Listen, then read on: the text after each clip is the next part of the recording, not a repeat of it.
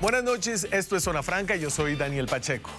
La preocupación por lo que los humanos le estamos haciendo a nuestro planeta se ha empezado a generalizar.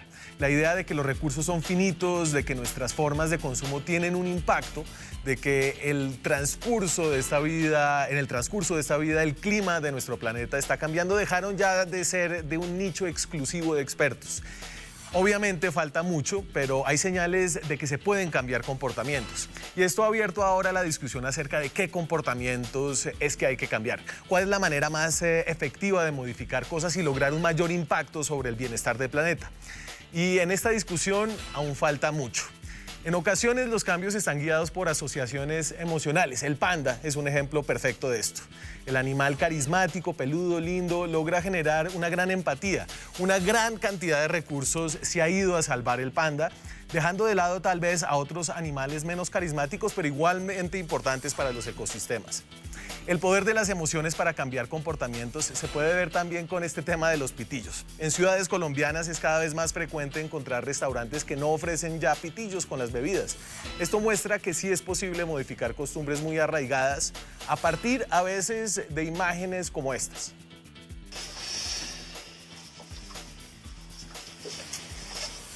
Hay que hacerlo sin más que eso. No, ese es shampoo. Ahora. Oh man. Show me, please. I want to.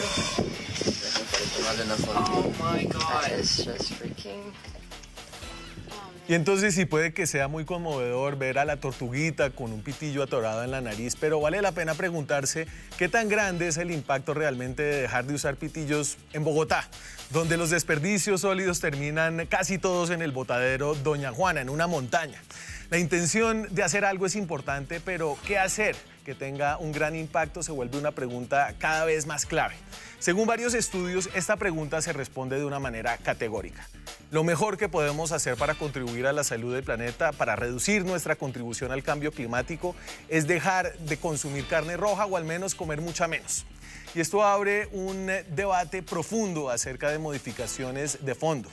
No en si usar o no pitillos, sino en cambiar la manera en la que comemos, para darle a las generaciones futuras una oportunidad de vivir en un planeta más o menos viable. En Colombia, sobre todo, dejar de comer carne o reducir de manera importante su consumo presenta una decisión que a veces parece incluso existencial. Aquí arranca Zona Franca.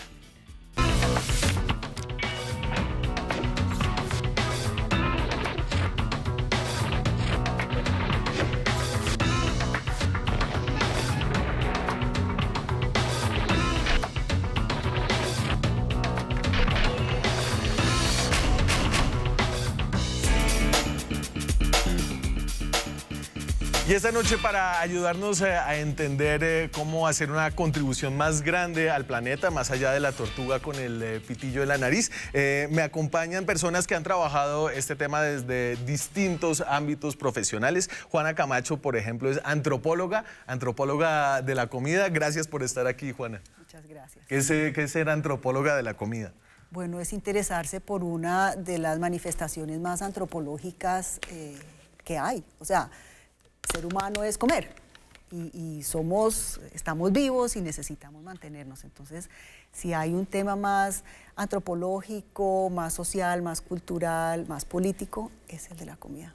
María Paula Rubiano es periodista del diario El Espectador, trabaja en la sección Vivir, que fue de alguna manera, y el trabajo periodístico que ustedes hacen en la sección Vivir, la que suscitó el interés por este programa a raíz de un artículo que publicaron sobre uno de estos estudios que se ha sumado a la discusión sobre el impacto de la carne roja. Muchas gracias por estar aquí, María Paula. Gracias por invitarme. Pues en la sección tratamos de cubrir bastante ese tema.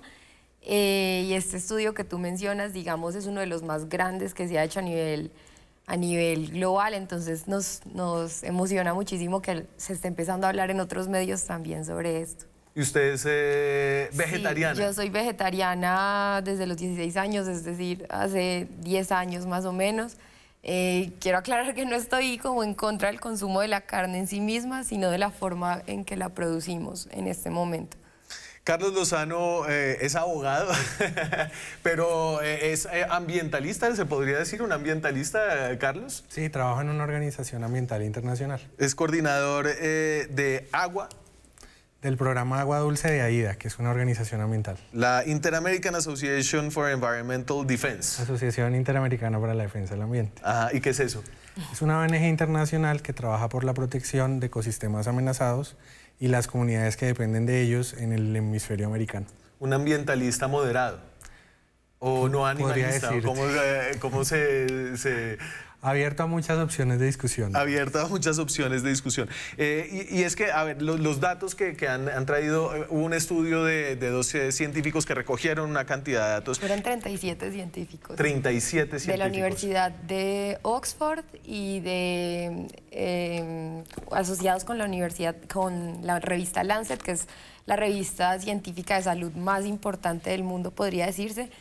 Y fueron 36 los que hicieron el estudio. Y esto se suma, yo encontré, por ejemplo, el diario británico The Guardian ha venido como empujando mucho este tema de cuál es la mejor forma de contribuir a detener el deterioro del efecto de la vida humana sobre el planeta, y le da a uno datos como este. Entonces, digamos que miden ellos la generación de gases invernadero por la producción agrícola, por el tipo de producción agrícola. Entonces, por ejemplo, dicen ellos, por cada 100 gramos de carne de vaca, y aquí hay un rango amplio dependiendo de las técnicas de producción de carne roja, el tipo de pastoreo y cómo se hace. Por ejemplo, por cada 100 gramos de carne de vaca se producen entre 20 y 105 kilogramos de gases invernadero, digamos, de los gases que contribuyen al calentamiento global. En la carne de cerdo son de 4.6 a 12 kilogramos. La carne de pollo de 2.4 kilogramos a 12 kilogramos de gases invernadero. De tofu, que es esta proteína vegetal basada en soya, se produce de 1 kilogramo a 3.5 kilogramos. Y las arvejas, que son las que tienen obviamente una huella menos sabrosa y menos impactante sobre el planeta, de 0.3 a 0.8 kilogramos. Entonces ahí uno puede ver que, digamos, el impacto de la carne roja sobre los gases invernadero es enorme. Y no solo eso, sino también sobre el consumo de agua. En este momento no tengo el dato. Yo se lo tengo por acá. Pero la cantidad de agua y de tierra necesaria para producir 1 kilo de carne, pues, de vaca es exageradamente grande comparado con la producción. Como 15.000 litros. Sí, es una cosa, mientras que para producir, no sé, la misma cantidad de cualquier vegetal necesitas 100, 200. Claro, y entonces ahí uno dice, bueno, lo que pasa es que la carne de vaca es muy nutritiva, produce muchas de las proteínas que necesitamos para sobrevivir. Sin embargo, no es ese el caso. Dame la del impacto de los animales versus el de la agricultura. Y entonces esta gráfica, que es del mismo estudio que les mostraba anteriormente, que salió en la revista Science, esto es Puren Nemerick, que son como los dos científicos que hacen este estudio. Digamos que esto ha sido validado en otras más. Esto lo que hace es decir, del total del impacto que tiene la producción agrícola, incluyendo la de carne, cuánto contribuye la producción de animales. Y aquí meten animales, digamos, cerdos, pollos, también con el ganado, con la carne roja, aunque la carne roja, como vimos antes, es, digamos, de la que más contribuye. Entonces, el 56% de la polución de aire que produce la industria agrícola de todo el mundo viene de la producción de animales. La polución de agua, digamos la contaminación del agua, el 57% de la contaminación del agua la producen los animales de toda la producción agrícola. Las emisiones de gases invernadero, más de la mitad, el 58%. El uso de la tierra, este es impresionante, el 83% del uso de la tierra a nivel global para la producción de alimentos se va a la producción de alimentos cárnicos, de animales. Sin embargo, los animales solamente aportan el 37% de las proteínas que se consumen en la dieta global y el 18% de las calorías. Entonces, digamos que ahí hay una participación desigual, Juana, en cuanto a al impacto que tienen sobre el medio ambiente y a su aporte a las dietas de los seres humanos. Bueno, yo creo que lo interesante del estudio del que estamos hablando, digamos, y que no es único, mucha gente lo ha dicho, es el impacto de la dieta contemporánea, lo que se conoce como la dieta moderna, la dieta occidental, con un alto contenido de proteína, carne roja específicamente, con mucho menor consumo de frutas y verduras, con un alto consumo de alimentos ultraprocesados o procesados. Todo eso va teniendo un efecto o lo que se llama una huella ecológica muy grande, un impacto muy grande, no solamente entonces en términos ambientales, sino de la salud humana, y podría uno extrapolarlo a la salud del planeta. Y lo que está haciendo este estudio es, digamos, proporcionando un marco de referencia para crear una dieta, para que asumamos una dieta un poco más sostenible y, digamos, menos depredadora y nociva, claro, ¿verdad? Entonces miran, digamos, los límites planetarios, los límites del planeta frente a la situación que tenemos de cambio climático y de degradación ambiental. Y toda la situación, Carlos, aquí uno dice esto es básicamente irracional, ¿no? Porque el aporte calórico, el aporte proteínico de los animales a la dieta global es muy pequeño frente a su impacto, y uno dice, pues es que está totalmente mal pensado esto. Sí, yo creo que los datos son claros y una primera conclusión es que hay que reducir drásticamente el consumo de carne de res y de lácteos. Digamos, ya una persona que aporte con esa decisión está contribuyendo significativamente para que su huella ambiental se reduzca. O sea, mejor que en vez de no pedir pitillo en wok, no puede comerlo clac. Exactamente. Y la otra conclusión que se desprende es que creo que hay que desagregar el debate por tipo de carne. Y yo hablaría más bien de proteína animal, porque hay hay varias fuentes de proteína animal que tienen un impacto diferente. En general, digamos, la carne, en particular la carne roja, tiene un impacto ambiental muy alto. Pero en cualquier tipo de decisión de política o de regulación que pretenda aproximarse a este tema, se debe tener en cuenta también que hay ciertas formas de producción de proteína animal que son más amigables. Una, por ejemplo, es la apicultura o la producción de carne de animales de pequeño porte, por decirlo así. Por ejemplo, cuy o conejo, que están muy asociados a economías campesinas y que tienen un impacto muy diferente. O no solo eso, sino que hay métodos de producción de carne roja que son muchísimo más amigables con el medio ambiente. Digamos aquí, Fedegan, aliado con The Nature Conservancy, que es una ONG de la Unión Europea, tienen un proyecto llamado Ganadería Colombiana Sostenible. Sí. Y esto lo que hace es tratar de reforestar y crear un sistema de silvopastoriles en los que lo que hacen la producción cárnica no es afectar el ecosistema, sino que es aumentar la captura de carbono, aumentar corredores para que la biodiversidad se mueva a través de ellos, y lo que hacen es que ponen cercas vivas cerca de las fuentes de agua, entonces así el ganado no va y contamina la fuente de agua. Y eso no solo es bueno para el medio ambiente, sino que incluso puede hasta duplicar la producción lechera de las personas que se suman a este modelo. Pero eso obviamente implica una decisión muy fuerte de política pública de modelo agropecuario. Pero ¿y eso qué significa? Como para que la gente entienda, en vez de tener potreros abiertos... Sí, o sea, normalmente lo que se tiene en Colombia son potreros abiertos en grandes extensiones, la vaca por hectárea. Lo que hace esto es que tú puedes sostener una mayor cantidad de ganado en una porción de terreno menor, con una serie de, entonces tú tienes árboles nativos que crecen, tienes la grama, tienes cercas vivas que separan los potreros, y fuera de eso no permites que la vaca vaya hasta la fuente de agua, sino que tú traes el agua hacia la vaca, entonces no contaminas tanto. Y lo que haces es que incluso ahorras gastos, porque muchas de las plantas nativas de acá, aquí tenemos mucha biodiversidad, tienen incluso más proteína para la vaca que el pasto, el pasto, que es un pasto, el quicuyo ni siquiera es colombiano, eso lo importaron de Kenia hace muchos años. Igual que las cebú, digamos, que las vacas que hay acá. Pero digamos, y lo que hace es que eso se regenere toda la biodiversidad de esos ecosistemas, no solamente en términos de microorganismos que viven en el suelo para que sea un poco más fértil, sino también, no sé, estoy hablando de murciélagos, que son polinizadores súper importantes, aves, presencia de mamíferos.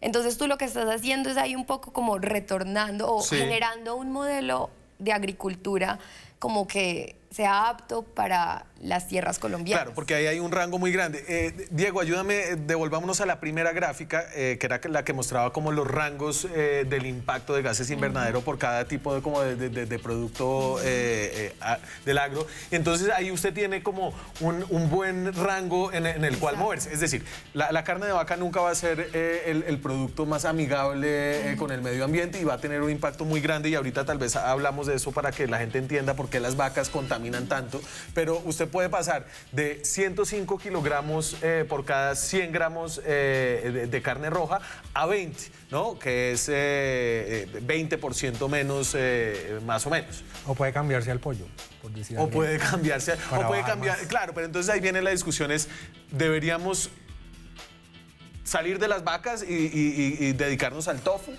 creo que eso no es, no sé, eso realista. tal vez tú lo puedes decir más, pero yo creo que eso no es viable. Digamos, yo no como carne porque yo en este momento no sé qué carne que exista en el mercado me certifique que viene de este tipo de sistemas silvopastoriles. Sí. Si me garantizan que hay un pedazo de carne que viene de ese lugar, probablemente lo comería. Pero yo creo que eso no es viable ni económicamente como para los agricultores colombianos, ni tampoco culturalmente. Lo que yo creo que hay que promover, porque cuando tú, digamos, te sientas en una posición tan extrema, tal vez eso desanime a la gente, como no, yo voy a dejar de comer carne. Pero si tú le dices, bueno, no te comas una hamburguesa todas las semanas, sino que tal vez cómetelo una vez al mes, de pronto la gente ahí dice, bueno, de pronto soy capaz. No sé, pues... Juana. Sí. Bueno, no, yo creo que uno tendría que pensar, o sea, la proteína animal es importante y ha estado con los seres humanos a lo largo de su evolución. Es decir, evolucionamos en parte porque consumíamos proteína animal. Somos ¿no es omnívoros, cierto? básicamente. Y somos omnívoros, o sea, tenemos la posibilidad de comer de todo. Eso ya es muy interesante. Y es necesaria la proteína, ¿verdad? Ahora, ¿qué es lo que ha pasado? Es que efectivamente... en el siglo XX, sobre todo, el incremento en la producción y en el consumo de carne roja, sobre todo, ha sido exponencial.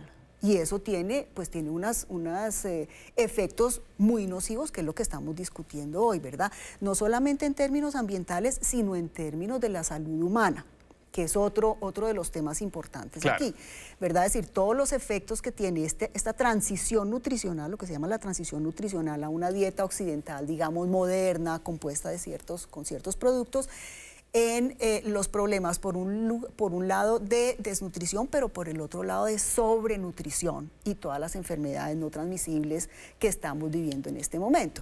Entonces, digamos, la carne tiene un papel ahí que jugar, pero también uno tiene que pensar que culturalmente la carne tiene una valoración muy positiva, pues primero por sus ventajas los platos nutricionales. típicos de la mitad de Colombia dejarían de existir sin Las carne identidades de de vaca, ¿no? Y hay una ideología de la carne y una sobrevaloración de la carne asociada a la virilidad, al poder, a la capacidad de consumo, a quien se le da el pedazo de carne más grande, generalmente es al señor de la casa, a los hombres, ¿verdad? Es decir, hay todo un sistema cultural muy interesante y económico alrededor de la carne. Pero y entonces yo creo que la pregunta es, primero, hay que cambiar ese sistema cultural para que en el futuro sea viable nuestra sociedad sobre el planeta, y qué tanto hay que cambiarla y cómo hay que cambiarla, Carlos. Y además que creo que hay ciertos sistemas culturales que merecen ser protegidos. Digamos, yo podría mencionar varias identidades regionales de Colombia que tienen que ver con la proteína animal. A ver. El Tolima, con la lechona, los Santanderes,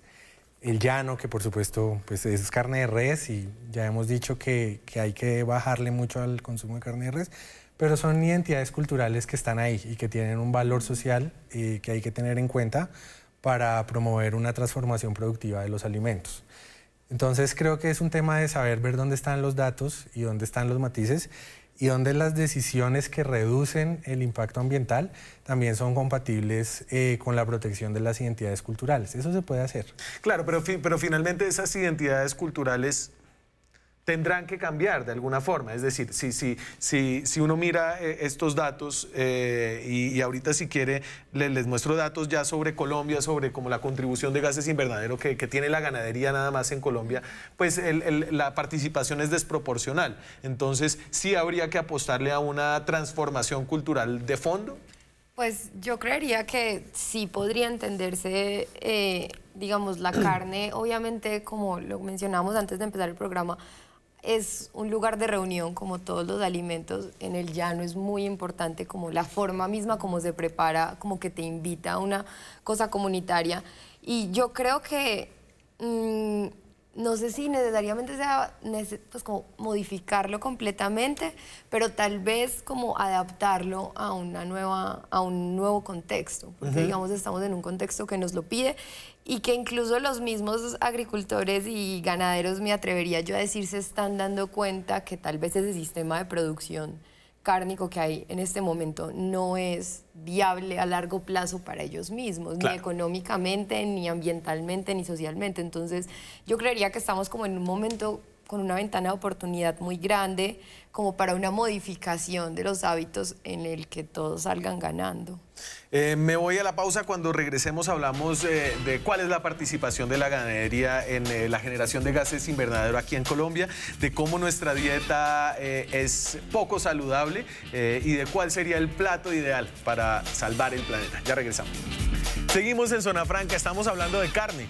Esta noche, de cómo la carne roja específicamente tiene una participación desproporcionada en los efectos nocivos para el planeta y de cómo algunos científicos dicen que la mayor contribución que usted y yo podemos hacer para el planeta no es reciclar, no es dejar de usar pitillos, es dejar de comer tanta carne roja al menos. En Colombia, digamos, los datos que trae el IDEAM, esta es la tercera comunicación sobre cambio climático, que es como uno de los documentos que tiene que hacer Colombia para certificar cuánto es su participación en cuanto a la producción de gases invernadero.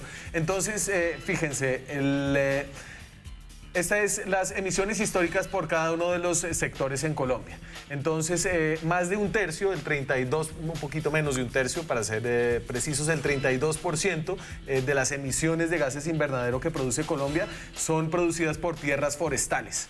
El 31%, y ahorita hablamos de que tierras forestales, ¿a qué se refiere? Por deforestación de tierras forestales. Exacto. Deforestación. El 31% por pastizales. Los pastizales que ese sector representan ahí. Es un poco la tierra que se ha despejado para uso de ganadería, ¿cierto? Tierras de cultivo el 13%, fermentación entérica es el 10% y eso es como un eufemismo para los gases de las vacas. Producción de metano, sí. Producción de metano. Y ya otros son S3, 1.1 y 0.6. En cuanto a los sectores ya específicamente del agro, esta es la participación de gases invernadero que tiene Colombia. Estos son datos del IDEAM. Ah, este es el mismo, lo tengo repetido. No, volvamos. Entonces, ahí lo que uno puede ver es que básicamente cerca del 60% de la producción de gases invernadero tiene que ver con sectores asociados a la ganadería. ¿Por qué la ganadería es tan importante como productor de gases invernadero, Carlos?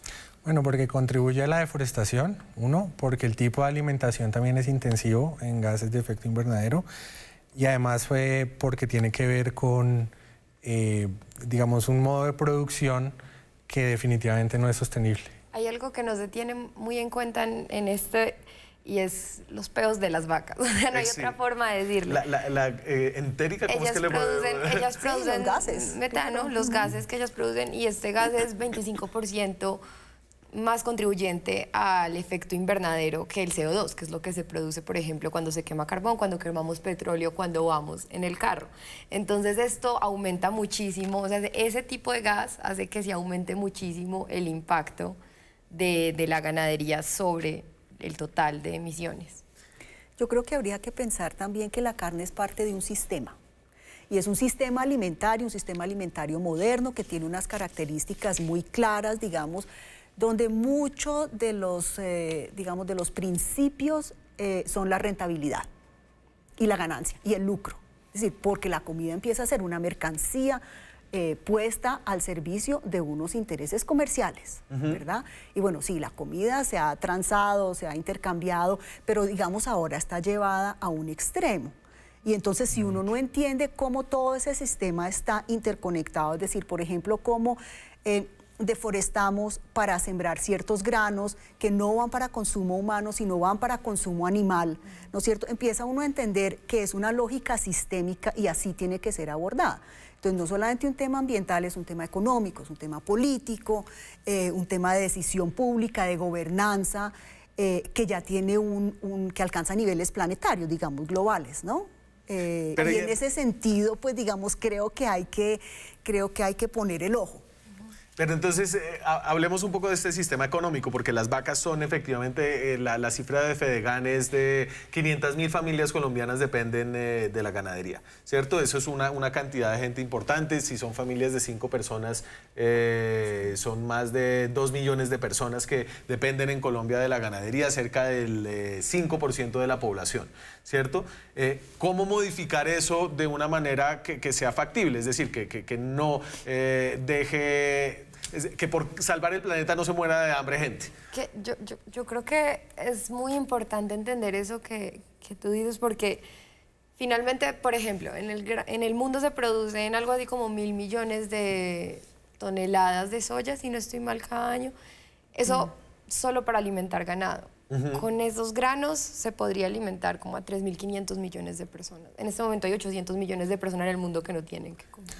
Es como una ineficiencia de la cadena trófica. Es una ineficiencia del sistema de producción de alimentos. Y mientras hay países sobrealimentados que están, o sea, la obesidad y todo el consumo excesivo de grasas y de azúcares son las principales causas de muerte en los países desarrollados, incluso en los países de renta media como Colombia. Sí. Ya es un problema, o sea, los infartos asociados a obesidad ahorita son probablemente la primera, segunda causa de mortalidad en Colombia. Tenemos lugares del país y del mundo en donde la gente no tiene que comer, y no es porque no haya comida, es porque hay un sistema de organización, de repartición de ese alimento que tiene como principal objetivo el lucro y no necesariamente una alimentación o un bienestar, no solo para los seres humanos, sino para el planeta. Y el lucro y la cultura, es decir, por eso la antropología es clave acá, pero porque usted prefiere comerse un plato de carne y no un plato de tofu. Es decir, porque la cultura le dice que usted para alimentarse bien tiene que comer carne y no soya. Yo creo que otra estrategia que podría ser importante es aprovechar mejor la biodiversidad colombiana. Exacto. Y diversificar las especies que se producen. Colombia tiene un potencial, en mi opinión, todavía insospechado de aprovechamiento de la biodiversidad animal con otras especies que pueden ser mucho, digamos, menos intensivas en producción de gases de efecto invernadero. Y eso aplica tanto para, digamos, animales terrestres como para especies de peces. Hay una variedad que todavía... Pero entonces, ¿cuál es su menú? Porque es que esto es básicamente el menú de lo que la gente estaría dispuesta a comer. Yo no tengo una respuesta, pero, por ejemplo, se me ocurre el consumo de cuy, que es común desde la zona de Nariño hasta el Perú. El cuy es rico. Y hay muchas especies de peces que no se han explorado. Habría que ver qué impacto ambiental tienen o no y si tiene sentido producirlo de una manera que sea amigable con el ambiente. Pues pero finalmente no es tan difícil como yo siento que mucha gente cree que es. Las lentejas, los garbanzos, los frijoles, todo eso hace parte de... O sea, yo soy de Medellín, yo crecí comiendo frijoles. Sí. Y le sacaba la garra. Pues exacto, o sea, como que te lo dan con garra, pero lo que yo estoy tratando de decir no es un cambio exagerado, es simplemente que si vas a comer lentejas en lugar de echarle salchicha, no le eches salchicha, comete... Claro, pero usted ha viajado por Colombia, digamos, sí. Y para usted, pues es decir, para la gente que no le gusta mucho la carne o que después de 3 días de carne ya está hastiada, no es fácil. No es fácil y sí, evidentemente sí tiene que haber un cambio, y yo creo que lo que tú dices de un aprovechamiento de la biodiversidad, no solamente, o sea, de carne y también de productos, pues de plantas, frutas, todo eso es súper importante. Y yo creo que es súper importante no solamente como, pues es muy importante a nivel ambiental también. Sí, en este estudio de Lancet que retomaba esta organización que se llama EATS para mostrar un poco cuál era la dieta que tenemos. Había varios ítems que tenían un exceso, la carne entre ellos, pero no solamente la carne. Estos son como las cosas que comemos de más en nuestra dieta planetaria. No sé cómo habrán hecho para entender la dieta planetaria, pero vegetales almidonados, digamos que el exceso en el consumo del plato diario es de casi 300%, carne roja, 288%, y huevos, tenemos un exceso de consumo de huevos de 153%. Esto implica unos cambios grandes en la forma en la que concebimos el plato diario, Juana. Sí, claro, uno tiene, mejor dicho, uno cuando está comiendo ideas, ¿no? O formas de entender la comida. Si a uno le ponen algo que uno no conoce, seguramente lo va a rechazar de entrada, ¿no es cierto? O va a tener una dificultad, o sea, implica también una forma de pensar qué es lo apetitoso, qué es lo gustoso, qué es lo rico, ¿no es cierto?, qué es lo saludable. Entonces yo creo que a lo que está llamando este estudio y finalmente mucha gente es a que uno consuma una dieta diversa. O sea, yuca y arroz no. Yuca, arroz y plátano. No. No es una buena dieta. Digamos, yo ahí tendría que decir que muchas de esas dietas con un alto número de carbohidratos son muchas dietas de sociedades agrícolas, ¿no es cierto?, donde la gente necesitaba una cantidad de calorías para hacer un trabajo muy duro. En este momento ya no lo necesitamos, somos muy sedentarios, digamos, el consumo que tenemos energético no es el mismo, ¿verdad? Entonces, por eso es un llamado también a que comamos otras cosas.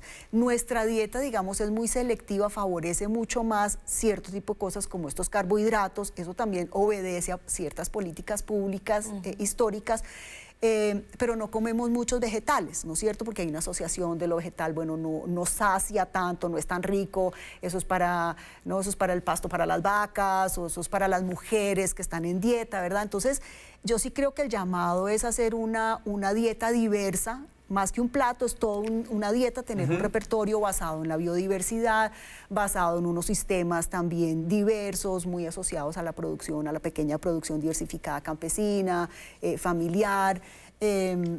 Digamos que además se sabe que tiene unos efectos muy positivos para la salud, toda esta sinergia de estos grupos alimentarios. Claro, porque no es solo un asunto de salud planetaria, de salud global, de poder reducir en los próximos 15 años a menos de 2 grados centígrados, porque si no se van a derretir los polos, sino es porque hay un tema de obesidad incluso en países como Colombia. Usted lo mencionaba, pero en Colombia las cifras de obesidad, Colombia, un país que es de ingresos medios, ya son alarmantes.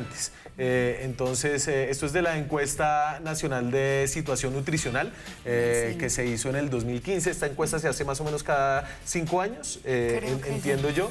Y entonces, usted ya en el 2015, por ejemplo, tenía 37% de la población de Colombia, un país donde... Creo que es un país que se tiende a pensarse más como un país que padece de hambre que de sobrepeso. Ya tiene a cerca del 40% de la población en sobrepeso, un incremento de casi 10% en los últimos 10 años. Y personas en obesidad. Obesidad ya es una condición mórbida que afecta gravemente la salud. Usted tiene casi a 2 de cada 10 personas en Colombia con obesidad. Con un incremento muy grande en los últimos 10 años. Entonces no es solamente como un asunto de salud planetaria, Carlos. Yo no soy experto en salud pública, pero coincido con la opinión. Sí, salud pública. Estaba aquí tratando de buscar un artículo que escribí hace poco porque no recuerdo el dato exacto, pero unos investigadores colombianos publicaron en PNAS, pues que el nombre de la revista es muy largo, un artículo en el que ellos analizaban el costo para el sistema de salud de estas enfermedades cardíacas asociadas con el sobrepeso, la obesidad, y es una cosa insostenible, es una cosa que de aquí a 15 años el sistema de salud no va a ser viable. Claro. Si las enfermedades cardíacas, digamos, siguen aumentando al ritmo al que están aumentando en este momento. Entonces, esto es una cosa que no solo es ambiental, no solo es de salud personal, sino que es una cosa de salud pública. Los cambios en la alimentación, por el consumo de carnes y por el consumo también de azúcares, que es otro tema importante, son urgentes. Y es que la comida es lo más básico, es el lugar de reunión de los seres humanos, es algo que se da al menos 3 veces al día. Sobre esto seguimos hablando después de comerciales. Seguimos en Zona Franca, estamos hablando de qué puede hacer uno para salvar el planeta, por decirlo así, para reducir su huella de carbono. Algunos científicos dicen que hay que dejar de comer carne roja, hay que cambiar la forma en la que comemos, no solamente por salud planetaria, sino por salud humana. Hay una gran obesidad. Salimos a la calle precisamente a preguntarle a la gente, a probar esta hipótesis en las calles bogotanas de si estaría dispuesto a dejar de comer tanta carne roja. Esto es Zona Franca en la calle.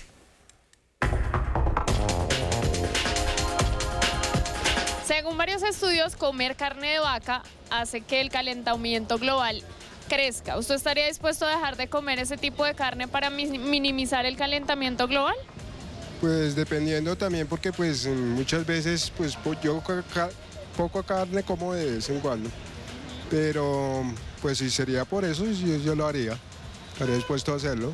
Sí, conozco el tema, entonces sé que se produce mayor cantidad de CO2 que otro tipo de alimentos que se pueden ofrecer en el mercado.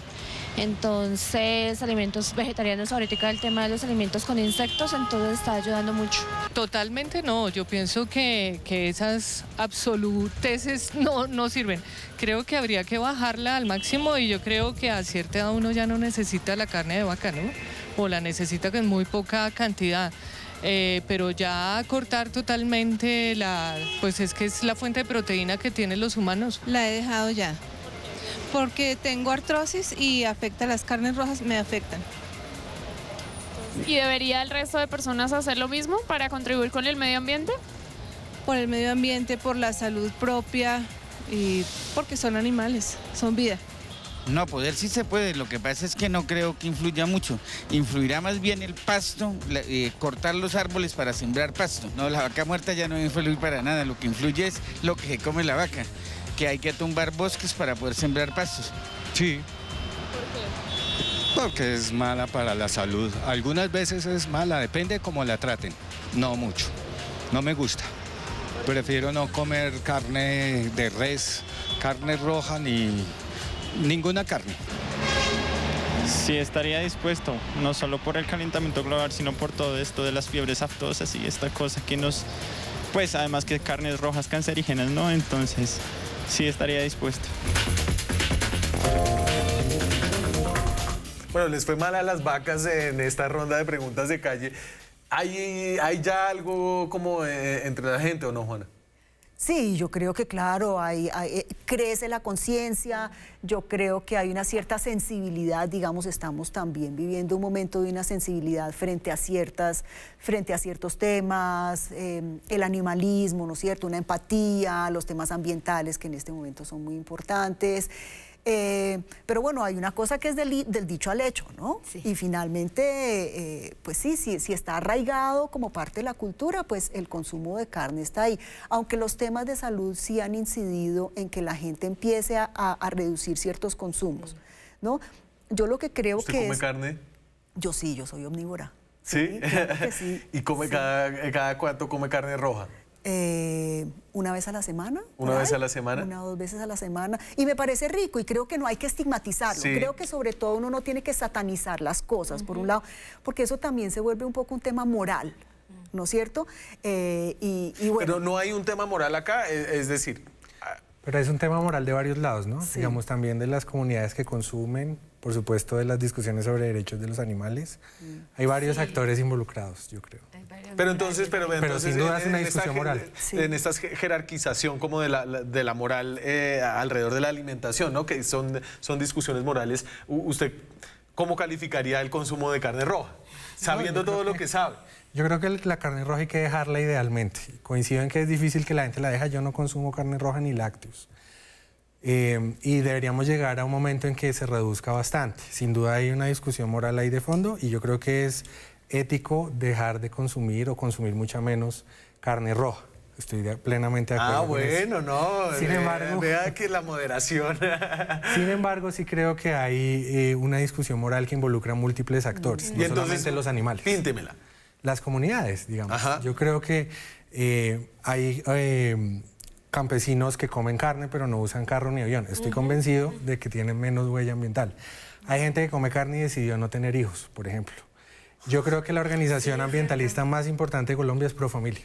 Porque, digamos, reducir la población, si nos vamos a poner estrictos, es la mejor manera de reducir huella ambiental. Entonces creo que la carne roja hay que dejarla idealmente o hay que bajarle, pero hay matices. Claro, yo no lo había pensado así. Claro, la huella ambiental de un hijo. Sí, es cierto, o sea, de hecho, no recuerdo quién hizo el estudio, pero hay un estudio que dice, bueno, ¿qué es lo que puedes hacer por salvar el planeta? Lo mejor que se puede hacer por mucho es no tener hijos. Creo que después sigue, obviamente, reducir el consumo de carne roja. Pero salvar el planeta, entonces, ¿para quién? ¿No? Entonces uno está salvando... pero gente hay suficiente. Para los hijos de los demás. Exacto. Pero no, gente hay suficiente, no. Fíjese que en Colombia ya estamos por debajo de la tasa de reemplazo. La población en Colombia va a dejar de crecer en unos años. Pues las proyecciones, digamos, sobre las cuales se hizo el estudio que empezó toda esta discusión es que para 2050 va a haber 10.000 millones de personas sobre la Tierra. Entonces yo creo que la preocupación del despoblamiento pues es como un poco alarmista. Gente va a seguir habiendo. Pues, y la migración también es un tema. Exacto, las migraciones, cómo se mueven los flujos de población.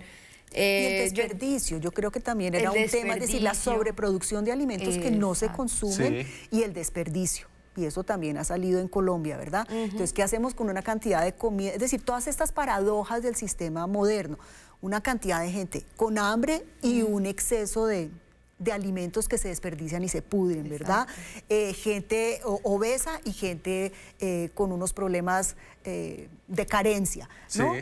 Entonces, ese tema, digamos, de una sobreproducción que ni siquiera el sistema es capaz de incorporar o que la manera como la incorpora es muy nociva. Por ejemplo, un exceso de azúcar. El ejemplo clásico es el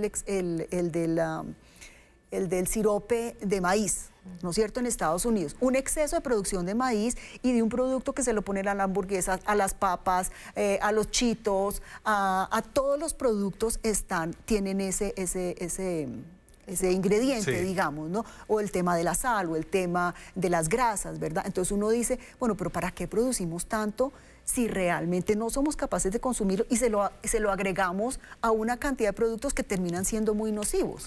Me voy a la pausa. Cuando regresemos, ¿cuál es la receta? ¿Cuál es el plato ideal? Aquí hay una propuesta de este grupo de científicos que tanto se parece a los platos que cocina usted en la casa. Ya volvemos. ¿Cuál es el plato ideal? Si dejar de comer tanta carne roja es la mejor manera para contribuir a la reducción de los gases invernadero que uno produce, ¿cuál sería el plato ideal? Esto es de la comisión EAT de Lancet. Entonces, ahí está un poco el plato ideal. Más de la mitad son frutas y verduras, ¿cierto? Productos vegetales, granos enteros, esos que frijoles, lentejas. Granos enteros, sí, son frijoles, lentejas, arroz integral, garbanzos. Eso es lo amarillito. Pero mire, el arroz, los vegetales almidonados, ¿ahí cae el arroz o no? El arroz sí está refinado, sí, si no sería papa, yuca. Papa, yuca, es ese color carmelito, sí. Productos lácteos, es lo azul, también pequeñito. Productos de proteínas de origen vegetal, ahí entonces caen vaca, cerdo, pollo.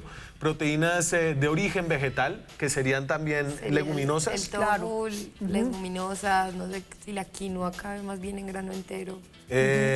Aceites vegetales, el anaranjado de la mano derecha, y azúcares añadidos, también muy pequeño, ¿no? Entonces, a ver, si uno ve esto como el plato ideal, el cambio es grande. No me digan que ese pedacito de arroz y ese pedacito de carne roja, o sea, ya me dio hambre. Pero pues mira, o sea, tú crees que el arroz te sacia mucho, pero en realidad, biológicamente, el arroz blanco no sacia nada. Es un arroz que es como, hay varios tipos, a ver, aquí una clase de biología súper rápida. Hay varios tipos, digamos, de carbohidratos. Pues tú me corregirás porque yo estoy aquí hablando. Hay unos carbohidratos simples, como el azúcar, como el arroz, como la papa, que lo que hacen cuando entran a tu cuerpo es que rápidamente tu cuerpo los usa para producir energía. Lo que comen los ciclistas. Exacto, rápido. O sea, el cuerpo son simples, entonces el cuerpo facilito los desarma y los manda para la sangre. Hay otros que son complejos. El arroz, por ejemplo, sin refinar, o los granos sin refinar, la quinoa, bueno... Eso lo que pasa es que como son complejos y tienen más fibra, además que eso también es bueno como para el intestino, lo que hace el cuerpo es que lo va quemando de a poco. Entonces, en realidad, es mucho más saciador que el arroz blanco. Claro, y creo que ahí hay una transformación mental. ¿Usted dieta de insectos? Alguien lo mencionaba en la calle, digamos, ¿podría ser una buena fuente de proteína? Bueno, lo que pasa es que en Colombia no están muy disponibles, pero yo los consumiría si tuviera la posibilidad. Hay agencias de Naciones Unidas que recomiendan explorar la posibilidad de empezar a producir proteína animal de insectos a gran escala. Yo creo que es una opción muy interesante, definitivamente es más amigable con el ambiente y puede traer un sinnúmero de beneficios con el objeto de diversificar el consumo de carnes. O caimán aguja. Ese no sé si se lo comen, pero es una... No, hubo todo un debate en Colombia. Pero pues si van a utilizar las pieles, me imagino, el caimán dicen que sabe como a pollo, ¿o no? Es una carnecita blanca. Nunca he probado, pero dicen que sabe así. Sí, yo cuando comía carne lo probé. También dicen que la tortuga es deliciosa, pero esa sí creo que no se cultiva. Pero las de agua, las de mar están en peligro. Creo que las que se consumen son las de agua dulce. Sí, las de agua dulce también. En la Guajira. Los ríos de Colombia también están. En el Caribe. Todo el Caribe. Deliciosa. Yo alguna vez comí, pero no se debería comer más. ¿Usted qué dice del plato ideal, Juana? Pues a mí me parece que, digamos, no hay una dieta ideal en la historia de la humanidad. O sea, la gente ha comido de todo. Si vamos a ver lo que comen los chinos comen absolutamente todo, lo que se come en Asia, lo que se come en África, lo que hemos comido aquí. Es decir, no hay una receta específica, ¿no es cierto? Ni un repertorio. Pero hay, digamos que unas señas, y ahí entonces yo le preguntaría, ¿quién, es decir, debe ser los colegios, por ejemplo, los que deben dar una pauta, debe ser el gobierno a través de algún tipo de programa? ¿Dónde debe estar un poco el empuje para cambiar, para empezar este proceso de transformación? Bueno, yo creo que en principio aplicar la lógica de la diversidad prácticamente a todo, ¿no es cierto? Porque finalmente el mundo y la naturaleza son diversos. Y eso lo digo no solamente en términos ambientales, en términos culturales, sociales. Eso me parece importante. Lo otro es, cuando uno mete la lógica de la diversidad, digamos, sí implica una transformación en la manera como uno concibe y la manera también como se regula esa diversidad, porque la tendencia ha sido también a que la política pública ha ido simplificando y homogenizando la dieta, y eso es un problema. Y entonces ahí el Estado tiene un papel que jugar a través de la política pública en términos, digamos, de promover, de fomentar no solamente una producción diversa, sino un consumo diverso, ¿no es cierto? Regular también un poco todo este sector empresarial, que yo creo que es importante. Digamos, vemos todas las campañas que hay ahorita por los etiquetados, ¿no es cierto? Por los impuestos, etcétera. Digamos, ahí hay unos aspectos de política pública, de promoción de una producción diversa, como en el caso de los campesinos o la pequeña producción, y también, digamos, eso se podría resumir a grandes rasgos como una protección a un derecho a la alimentación y a la nutrición saludable, ¿verdad? Entonces tiene que ver también con una dimensión de política pública y de derechos, no solamente para los seres humanos, sino cada vez más vemos que hay una ampliación de los derechos de la naturaleza. Sí, ¿no? Chicos, para cerrar. Pues a mí me gustaría completar eso que tú estabas diciendo, y es que en Colombia, por ejemplo, tenemos algo así como 20 especies de frutas amazónicas aprovechables para la alimentación y para otros usos. ¿Y qué está pasando en la Amazonía? Estamos deforestando para meter vacas. ¿Dónde está la política pública que le diga también al agricultor y al campesino que necesita comer y por eso tumba monte para montar una vaca? Usted tiene otra forma de desarrollarse. Creo que eso es súper importante. Carlos. Bueno, yo quiero cerrar con una cosa importante, y es que la adaptación y mitigación frente al cambio climático creo que debe ser justa con sectores vulnerables, por dos razones. Primero, porque es lo correcto, y segundo, porque eso puede evitar reacciones políticas, digamos, indeseables que al final no permiten que haya ni adaptación ni mitigación del cambio climático. Volver a lo de las comunidades. Bueno, muchas gracias a ustedes por este apetitoso programa. Nos vemos la próxima semana con más periodismo, con más debate, con más opinión. Chao.